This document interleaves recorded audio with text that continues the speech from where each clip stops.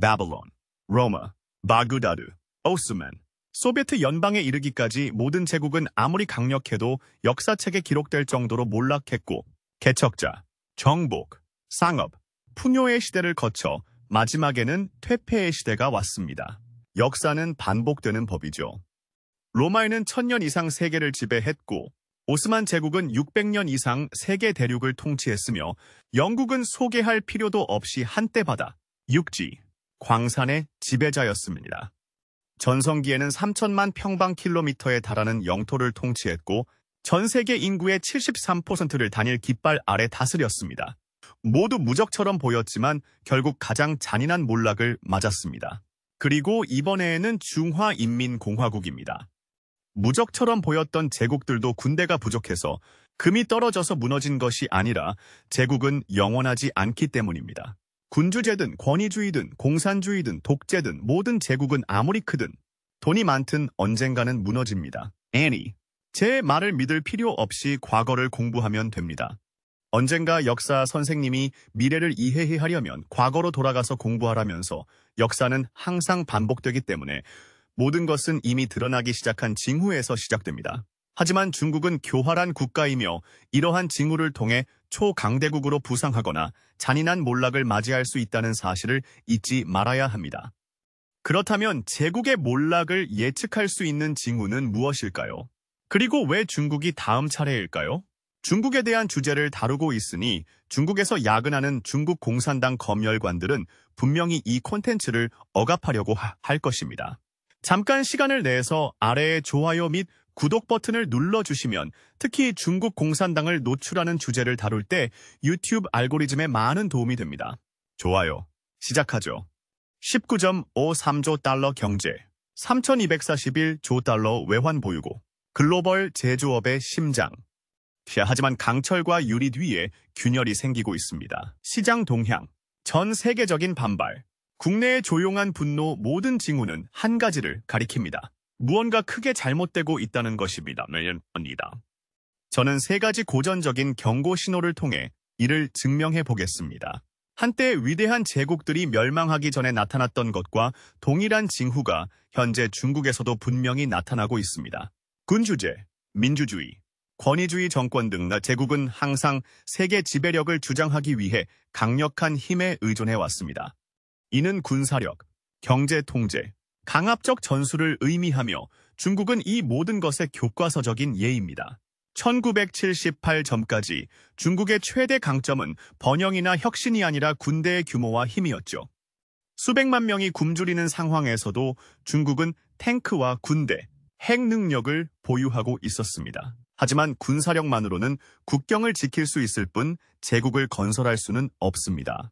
전 세계를 지배하려면 국가는 경제적 힘과 전략적 영향력이 필요합니다.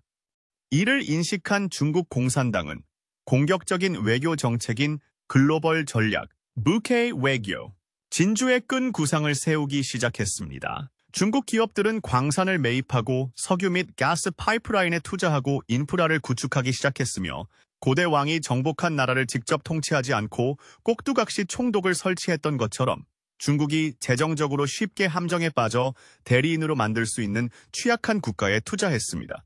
니신을 씁니다. 중국은 현대판 속국을 세웠으며 앙골라는 대표적인 예시입니다.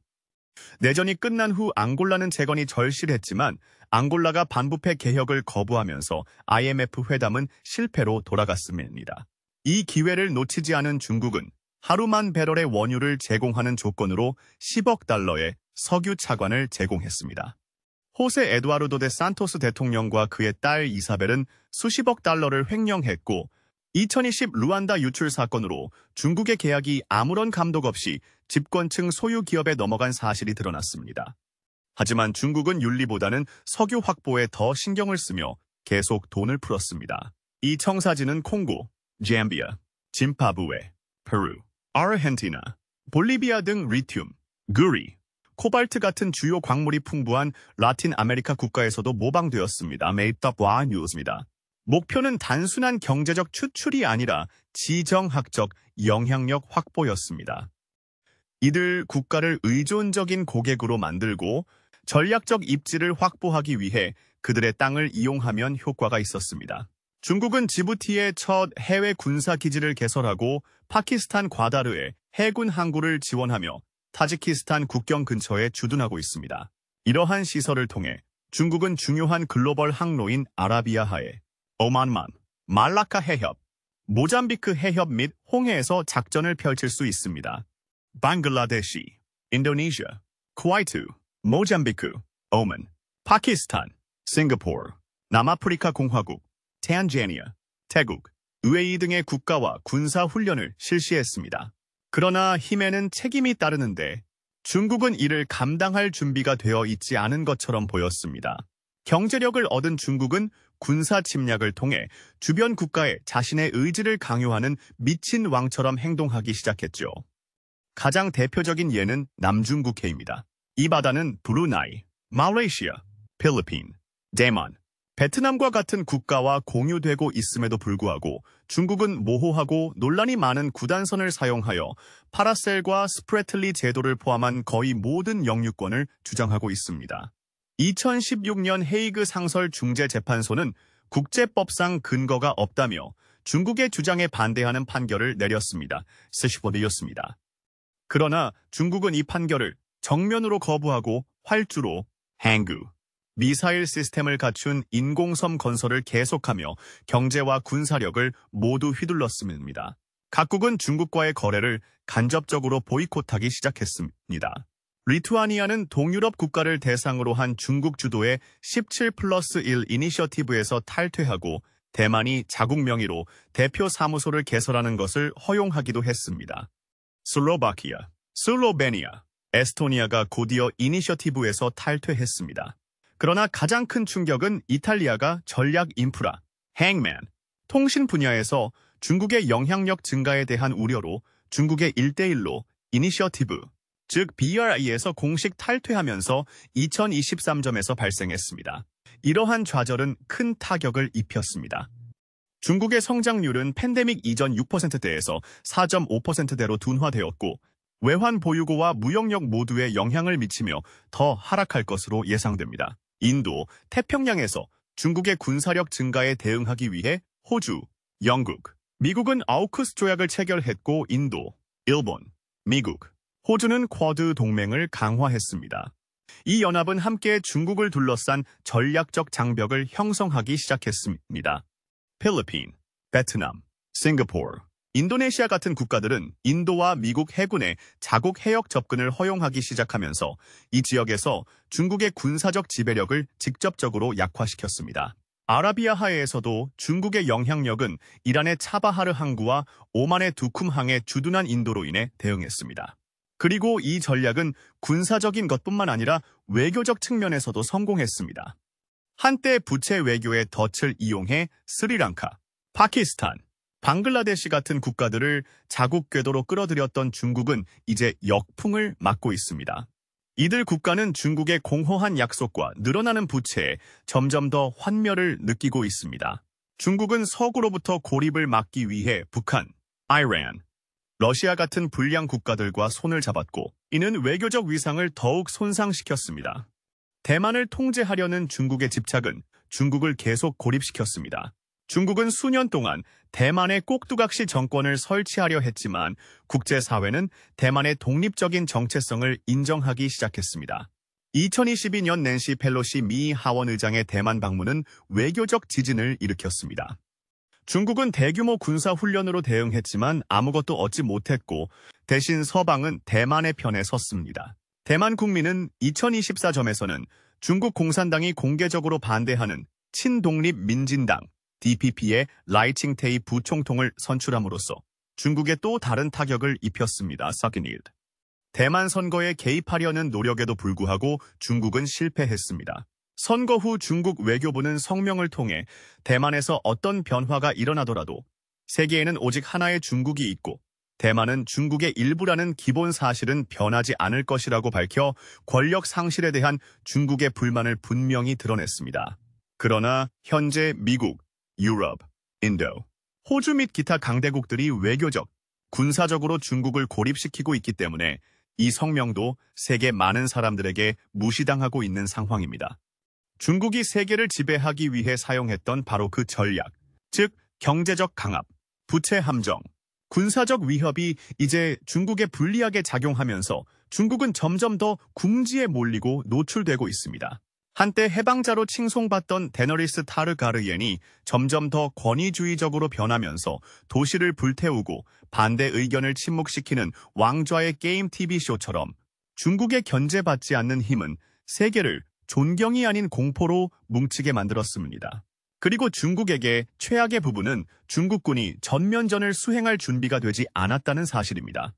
중국이 2035만 명이 넘는 현역 병력과 G10 청두, 선양 FC-31점 초음속 무기, 탱크 등 첨단 전투기를 보유한 세계 최대 규모의 상비군을 보유하고 있고 연간 약 310억 달러를 군사비로 지출하는 것은 사실입니다. 하지만 인민해방군, 즉 중국 인민해방군의 가장 큰 단점은 1979 중베트남 전쟁 이후 실제 전쟁을 치러본 적이 없다는 점입니다. 또한 인도, 미국, 영국, 호주, 프랑스 등 실제 전투 경험이 풍부한 국가들과 정기적으로 합동 군사 훈련을 실시할 수 있는 이점도 부족합니다. 역사적으로도 군대는 전장 경험이 없으면 첨단 무기를 실제 전투에서 효과적으로 사용하는 데 어려움을 겪는 경우가 많습니다. 예를 들어 질적으로 우수한 전함을 갖춘 청나라 군대는 1894, 1895 1차 중일 전쟁에서 더 숙련되고 결단력 있는 일본 적에게 패했습니다. 거익했습니다. 마찬가지로 중국 국공내전에서 우수한 무기와 장비를 보유하고도 사기가 저하되고 훈련이 제대로 되지 않은 국군은 더 수완이 뛰어나고 단호한 공산주의 적에게 패했습니다. 자익mat했습니다. 중국 정부가 인민해방군을 미래의 본격적인 전쟁에 대비하기보다는 내부 반발을 억누르는 데 더 많이 사용했다는 것이 인민해방군의 핵심 문제입니다.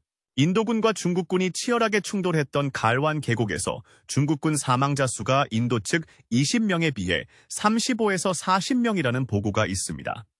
그러나 중국은 군사력에 대한 대중의 의문을 피하기 위해 이 사실을 주류 언론에 숨겼습니다. 그리고 파키스탄이 중국의 본부구 공중 미사일 방어 시스템을 배치했지만 미사일 요격에 한 발도 실패한 인도-파키스탄 2025 분쟁을 어떻게 잊을 수 있을까요? 중국이 파키스탄 같은 동맹국에 최고의 기술을 팔지 않는다는 것은 분명하지만 그럼에도 불구하고 중국 무기가 종종 과대 광고에 부응하지 못하는 것을 드러냈습니다. 그러나 중국의 군사력을 가장 약화시키고 있는 것은 인민해방군 내부의 만연한 부패입니다.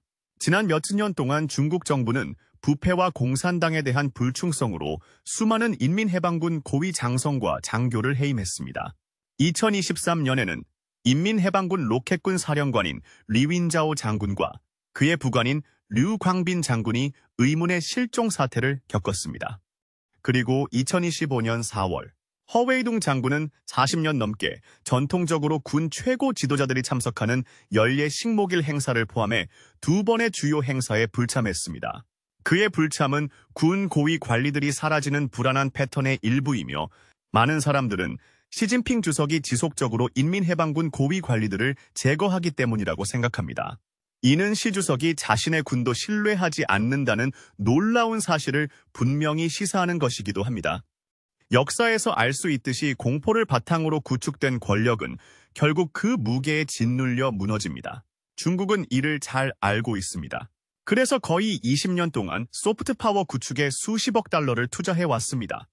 중국은 군사나 경제 대신 문화, 미디어, 교육, 외교, 홍보를 통해 글로벌 영향력을 확보하겠다는 단순한 목표를 세웠습니다. 이는 중국어와 가치를 홍보하고 국영 국제 미디어를 통해 글로벌 내러티브를 형성하고 문화 축제를 후원하고 인프라 프로젝트에 자금을 지원하고 수천 명의 개발도상국 학생들에게 장학금을 제공하는 것을 의미했습니다. 서류상으로는 야심차고 전략적인 계획이었지만 실제로는 매우 어려운 일이었습니다. 그러나 오늘날 중국의 소프트 파워는 급속히 약화되고 있으며 그 대부분은 중국의 세련된 이미지와 글로벌 무대에서 중국의 불안한 현실 사이의 모순 때문입니다. 이러한 대규모 소프트 파워 추진의 초기 징후 중 하나는 공자학원의 확장으로 중국은 140여 개국에 500개가 넘는 학원을 설립하여 자신을 문화 대국으로 보이려 했습니다. 동시에 CGTN, 신화, 중국일보, 중국 라디오 국제를 통해 미디어 캠페인을 시작하여 국제 TV, 뉴스실 및 디지털 플랫폼에 수십억 달러를 쏟아부었습니다. 예를 들어 CGTN 오스트레일리아는 설립 초기에만 1억 달러 이상의 수익을 올린 것으로 알려졌습니다. 중국은 심지어 할리우드에 진출하여 영화 스튜디오에 투자하고 영화를 공동 제작하여 중국의 이야기를 전 세계에 알리는 방법을 통제했습니다.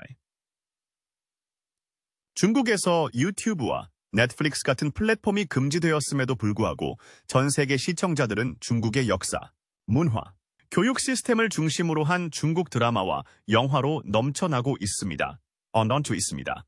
그러나 눈에 띄는 것은 마오쩌둥 시대나 중국 정치의 작동 방식과 같은 주제는 피한다는 것입니다.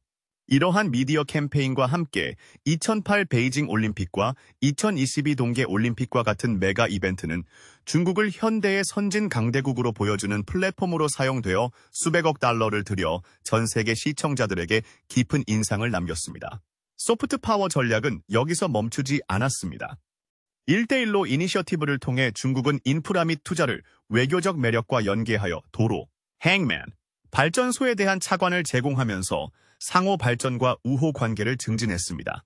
교육은 또 다른 핵심 축이 되었습니다. 중국은 충성스러운 글로벌 엘리트를 양성하기 위해 아프리카, 아시아, 레이틴 아메리카 학생들에게 수천 개의 장학금을 제공했습니다. 목표는 분명했습니다. 차세대 외국 지도자와 영향력 있는 사람들이 중국을 바라보는 시각을 형성하는 것이었습니다. 이는 새로운 전략이 아니었습니다. 무굴 제국, 오스만 제국, 심지어 영국과 같은 제국들도 비슷한 전술을 사용하여 자신을 가장 문화적이고 문명화된 사회로 보여주기 위해 노력했습니다. 그러나 이러한 이미지를 신중하게 관리하지 않으면 역효과가 발생하여 제국이 몰락하는 원인이 될 수 있음을 역사는 보여주고 있습니다. 오늘날 중국의 소프트 파워가 정치 개입, 부패, 공격적인 외교와 충돌하면서 전 세계적인 불신이 커지고 있는 것이 바로 그러한 상황입니다. 가장 명확한 사례 중 하나는 캐나다에서 발생한 사건입니다. 캐나다 정보기관은 중국 영사관 관계자와 중국 억만장자 장빈의 대화를 도청했습니다. 이들은 트루도 재단에 기부함으로써 캐나다의 2015 연방선거에 영향을 미칠 수 있다는 아이디어를 논의했습니다. 몇 달 후 트루도의 자유당이 집권했고 얼마 지나지 않아 장과 다른 중국 사업가가 선거 전에 논의했던 금액과 정확히 일치하는 100만 달러를 기부했습니다. 심지어 2021년 캐나다 보안기관은 중국 정부가 특정 정치적 결과에 유리하도록 온라인 선전을 통해 여론을 조작하려 했다고 비난했습니다. 이러한 폭로는 문화 교류에 대한 환상을 깨뜨리고 외국의 간섭에 대한 두려움으로 대체했습니다. 캐나다에만 국한된 사건이 아닙니다. 중국의 투자에 숨겨진 뒷거래가 있는 다른 국가에서도 비슷한 사례가 나타났습니다. 아디스아바바에 있는 아프리카 연합본부의 경우를 예로 들어보겠습니다. 이 건물은 전체 컴퓨터 네트워크를 포함하여 중국이 자금을 지원하고 건설했습니다. 2010년대에 프랑스 신문 르몽드의 조사에서 충격적인 사실이 밝혀졌습니다.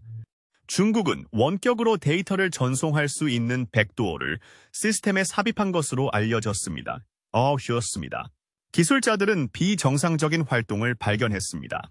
매일 밤 12암과 2암 사이에 건물이 비어있는 동안 데이터 사용량이 급증했습니다.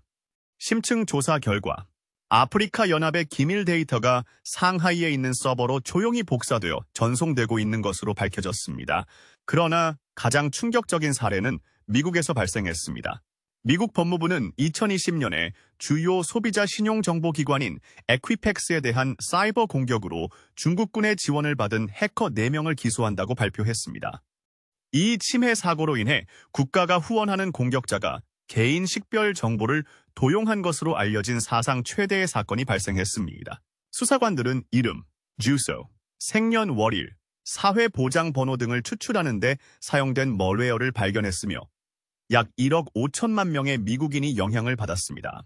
미국 정부는 직접 인민해방군이 공격을 조직했다고 비난하며 사이버 전쟁이 중국의 글로벌 전략의 또 다른 도구가 되었음을 입증했습니다. 그러나 이러한 부정적인 보도가 전 세계 신문의 헤드라인을 장식할 때 특히 착취적 관행이 정치를 넘어 환경으로 확대되면서 소프트 파워 투자의 근간이 흔들립니다. 인도네시아에서는 중국의 지원을 받는 광산 프로젝트가 산림 파괴, 수질 오염, 지역사회의 폭력적 이주로 이어졌습니다. 강제 이주, 부적절한 보상, 심지어 군사적 협박에 직면하면서 시위가 일어났습니다. 우간다와 탄자니아의 생태계와 생계를 위협하는 동아프리카 원유 파이프라인 EA컵 프로젝트에 대한 중국의 자금 지원을 검토하던 중 환경운동가와 지역사회는 캄팔라, 다르에스살람, 킨샤사, 심지어 파리, 뉴욕, 런던 같은 도시에서 대규모 시위를 조직하고 중국 은행과 기관의 지원을 철회할 것을 촉구했습니다. 이 밖에도 인권 침해와 환경 착취 등 중국의 글로벌 이미지에 심각한 타격을 입힌 여러 사례가 있었습니다. 이제 이러한 모순은 중국의 민간 기업들에게도 피해를 주기 시작했습니다. 많은 기업이 반중 정서와 국제 제재로 인한 반발을 피하기 위해 해외로 사업장을 이전해야 하는 상황에 처했습니다. 미국과의 긴장이 계속 고조됨에 따라 중국에서 가장 야심차고 성공적인 브랜드 중 일부는 조용히 본국과 거리를 두고 있습니다. 틱톡은 로스앤젤레스와 싱가포르에 본사를 설립하고 미국 사용자 데이터의 중국 접근을 차단하고 있으며 테뮤의 모회사인 PDD 홀딩스는 아일랜드에 본사를 이전하고 국제적인 정체성을 강조하고 있습니다. 진커우 솔라 같은 중국의 거대 태양광 기업은 미국의 관세를 피하고 신장 지역의 강제 노동에 대한 조사를 피하기 위해 중국 이외의 지역에 완전한 공급망을 구축했습니다. 초고 속 패션 브랜드인 시안 엑시엔은 중국 본사와의 관계를 대부분 끊고 싱가포르로 본사를 옮기고 아일랜드와 인디애나에 사업장을 설립했으며 기업 공개에 앞서 이미지 정리를 위해 미국 로비스트를 고용했습니다. 이러한 추세는 중국 플러스 원 전략으로 알려졌으며 외국 기업 및 중국 기업 모두 글로벌 무대에서 중국에 너무 밀착된 것으로 보이지 않도록 하는 움직임으로 알려져 있습니다. 이는 오늘날의 지정학적 환경에서 생존 전략이며 중국 경제의 큰 위험 신호입니다. 자국 기업이 더 이상 자국 브랜드와 연관되기를 원하지 않는 것은 소프트 파워뿐만 아니라 전체 시스템에 균열이 생겼다는 의미입니다. 중국 이미지의 균열이 너무 커져서 이제는 자국민들조차 정부가 수년간 숨기려 했던 어두운 면을 드러내고 있습니다. 이러한 내부 인식의 증가는 중국 내부 붕괴의 주요 원인이 되고 있습니다. 중국의 부상 이면에 가장 덜 언급되었지만 심각한 피해를 입힌 제도 중 하나는 후커우 등록 시스템입니다. 이러한 결함은 이제 중국 사회에서 공공연하게 드러나고 있습니다. 후커우란 출생지, 즉 도시 또는 농촌에 따라 법적 지위를 부여하는 호적 정책으로 농촌에서 태어난 경우 도시로 이사하더라도 공식적으로는 여전히 농촌 시민으로 간주됩니다. 이로 인해 오랫동안 지속되어 온 농촌과 도시의 격차가 크게 벌어지고 있습니다. 오늘날에도 중국의 농촌에는 미국 전체 인구보다 많은 460만 명이 넘는 사람들이 살고 있습니다. 원래 이주를 통제하고 농지를 보호하기 위해 만들어진 이 제도는 소련 모델에서 영감을 얻었으며 중국은 산업 성장에 우선순위를 두고 농촌 농민들에게 도시 개발 자금을 지원하기 위해 이를 사용했습니다. 시간이 지남에 따라 농촌 주민들은 의료, 연금, 적절한 위생시설과 같은 기본적인 도시시설에 접근하지 못한 채 제조업 부문의 값싼 노동력으로 사용되었습니다. 고층 빌딩, 초고속 열차, 글로벌 기술 대기업은 모두 이러한 노동자들을 바탕으로 세워졌습니다. 중국의 취업자 7억 3천만 명 중 53% 이상이 블루칼라 노동자입니다. 대부분 공장, 건설 현장 또는 저임금 서비스직에서 일하며 한 달에 5천 8천 위안, 약 700천만 원을 벌고 있습니다. 생활비가 매우 높은 베이징, 상하이, 선전, 광저우 같은 대도시에서는 감당할 수 있는 수준인가요? 도시로 이주한 농촌 이민자들은 더럽고 위험하고 비하하는 삼류 일자리에 내몰리게 됩니다. 거리 청소, 고층 빌딩 건설, 음식 배달 등입니다. 기술이나 훈련이 있더라도 운전기사나 청소부로 고용되는 경우가 많고 자격이 부족한 도시 주민들은 사무직에 취업하는 경우가 잡한 경우가 많습니다. 베이징 다싱 지역에서 치명적인 화재가 발생한 후 정부는 수천 명의 농촌 이주민을 강제 퇴거시켜 추위 속에서 노숙자로 만들었습니다. 네, 맞습니다. 이들은 외부인으로 취급받으며 심지어 억양과 옷차림 때문에 조롱을 받기도 합니다. 이들 중 6천만 명이 넘는 아이들이 부모 없이 시골 마을에서 조부모 손에 자랍니다. 정부의 규제 때문에 이주 노동자들은 거액의 기부금을 내지 않고는 도시 학교에 자녀를 등록할 수 없습니다. 한편 농촌 학교의 상황은 열악합니다. 신장, 티베트, 간수, 내몽고와 같은 오지의 경우 현대식 교육은 여전히 먼 꿈에 불과합니다. 일부 학교는 학생 수 30명의 교사가 1명뿐이고 적절한 인프라나 기술을 이용할 수 없는 곳도 있습니다. 시골의 영리한 학생이 높은 점수를 받더라도 칭화대나 베이징대와 같은 명문대에 입학하는 것은 거의 불가능합니다. 그 이유는 상위권 대학은 베이징이나 상하이와 같은 부유한 도시 출신 학생에게 더 많은 정원을 배정하기 때문입니다. 중국의 국가 대입 시험인 가오카오를 예로 들어 보겠습니다. 커트라인 점수는 성별로 다르며 간수성이나 구이저우성 같은 가난한 지역의 학생은 베이징 같은 도시 학생에 비해 훨씬 높은 점수를 받아야 합격할 수 있습니다. 즉, 시골 학교의 우수한 학생이 부유한 도시의 평범한 학생에게 자리를 빼앗길 수 있습니다. 이 시스템은 시골 가정이 빈곤의 악순환에 갇혀 대를 이어 지속되는 경우가 많습니다. AI, 로봇, 자동화로 인해 공장, 건설, 운송 분야의 블루칼라 일자리가 줄어들고 있습니다. 여기에 미중 무역전쟁과 관세 인상까지 더해져 중국의 제조업은 타격을 받고 있습니다. 중국 정부는 성장을 위한 값싸싼 노동력을 창출하기 위해 이 시스템을 설계했지만 현재 중국 경제는 이 시스템에 갇혀 성장이 둔화되고 있습니다. 정부는 농촌 지역을 개발하고 격차를 해소하기 위해 노력하고 있습니다. 하지만 문제는 여기에 있습니다. 대부분의 근로자는 이미 40에서 45세가 되어 학교로 돌아가거나 학위를 받기에는 너무 늦었습니다. 그들의 자녀는 새로운 개혁의 혜택을 받을 수 있습니다. 정부는 억만장자들에게 농촌 개발을 위한 기부를 요청하기도 했습니다. 하지만 도시 엘리트들은 후커우 제도의 해체를 원하지 않습니다. 그 이유는 그들의 특권과 지위를 위협하기 때문입니다. 중국의 농촌 이주자에 대한 사회적 차별은 뿌리 깊습니다.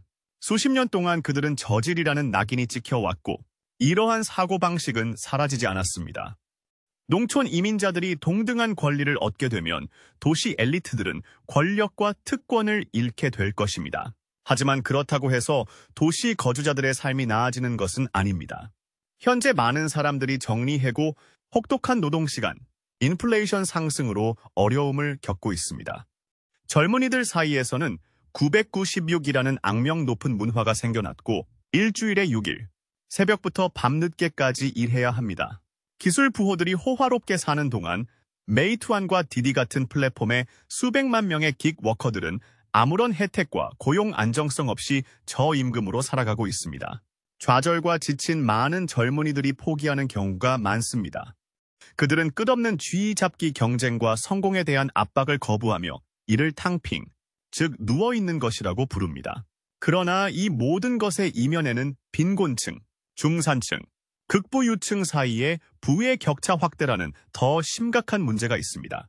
소득 불평등을 측정하는 중국의 지니 계수는 심각한 불평등 사회를 의미하는 0.4 위험 수준을 넘은 지 오래입니다. 독일, 캐나다, 일본과 같은 국가는 지니 지수가 0.3을 약간 상회하여 훨씬 더 균형 잡힌 경제를 나타냅니다. 중국은 현재 세계에서 두 번째로 많은 억만장자 수를 보유하고 있으며 상위 10%가 국가 부의 약 65%를 지배하여 미국의 70%와 거의 비슷한 수준입니다. 하지만 문제는 중국의 인구는 1.40억 명이며 보고서에 따르면 단 13만 가족이 국가 전체 부의 거의 60세를 지배한다는 사실에 있습니다. 귀족이 토지, 법률, 정치 등 모든 것을 지배했던 고대 로마 제국처럼 대다수인 평민은 계층에 관계없이 권리, 직업, 심지어 결혼까지 차단당하는 등 사회가 커지는 것은 위험 신호입니다. 시간이 지나면서 불평등은 시위와 파업, 로마의 권력 붕괴로 이어졌습니다. 오늘날 중국도 비슷한 균열을 보이고 있습니다. 중국 전역에서 노동자들은 임금 체불, 공장 폐쇄, 관세와 경기 둔화에 따른 일자리 감소에 항의하는 시위를 벌이고 있습니다. 벌이고 있습니다. 이러한 반발의 가장 강력한 사례 중 하나는 홍콩에서 대규모 민주화 시위가 벌어진 2019구 점입니다. 이에 대해 중국은 논란이 되고 있는 국가보안법을 시행하여 홍콩의 자치권을 박탈하고 반대파를 탄압했으며 그 결과는 신속하고 가혹했습니다. 2023년 7월까지 당국은 약 260명을 체포했으며 79가 공식 기소되었습니다. 조슈아 웡과 아그네스 차우 같은 저명한 활동가들은 수감되거나 강제 망명을 당했습니다. 이 법은 시위를 침묵시킬 뿐만 아니라 애플 데일리 같은 비판적인 언론 매체를 폐쇄하고 전 의원인 네이선 로 같은 인물을 영국으로 도망치게 했으며 그는 망명을 허가받고 계속해서 목소리를 내고 있습니다. 일부 절망한 시위대는 배를 타고 대만으로 탈출하려다 해안경비대에 체포되기도 했습니다. 지미 라이와 조슈아 웡 등 주요 인사들이 비공식 선거 예비 선거를 조직했다는 이유만으로 국가 전복 혐의로 재판을 받고 있는 사상 최대의 국가 안보 사건에서 중국은 법적, 정치적 힘을 이용해 홍콩 시위를 분쇄하려 했지만 전 세계가 이를 지켜보고 있습니다. 데이비드 캐머런 영국 외무장관을 비롯한 국제사회의 목소리는 국가보안법이 영국과 중국 간의 양도 협정을 명백히 위반한 것이며 이러한 국제적 관심은 중국이 대가 없이 비판을 잠재우기 점점 더 어렵게 만들고 있습니다. 오늘 홍콩이 목소리를 높이면 내일은 점령당한 티베트, 나이몽골, 중국의 정책 결정자들 아래에서 이미 어려움을 겪고 있는 신장 지방에서 목소리를 낼 수 있기 때문입니다. 이 모든 것에는 단순한 진실이 숨어 있습니다. 모든 정권은 결국 몰락하고 새로운 정권이 들어섭니다. 다음 제국이 더 나은 제국이든 더 나쁜 제국이든 확실한 것은 떠오르는 것은 결국 몰락한다는 것입니다. 정부나 권력이 아무리 굳건히 장악하고 있더라도 쇠퇴는 피할 수 없다는 사실입니다. 하지만 여러분은 어떻게 생각하시나요? 최근 몇 년 동안 중국의 힘이 정말 약해졌나요? 중국이 서서히 민주주의 체제로 나아가고 있나요? 아니면 중국 공산당이 무너지지 않을 것이라고 생각하시나요? 아래에 의견을 남겨주시고 시청해 주셔서 감사합니다.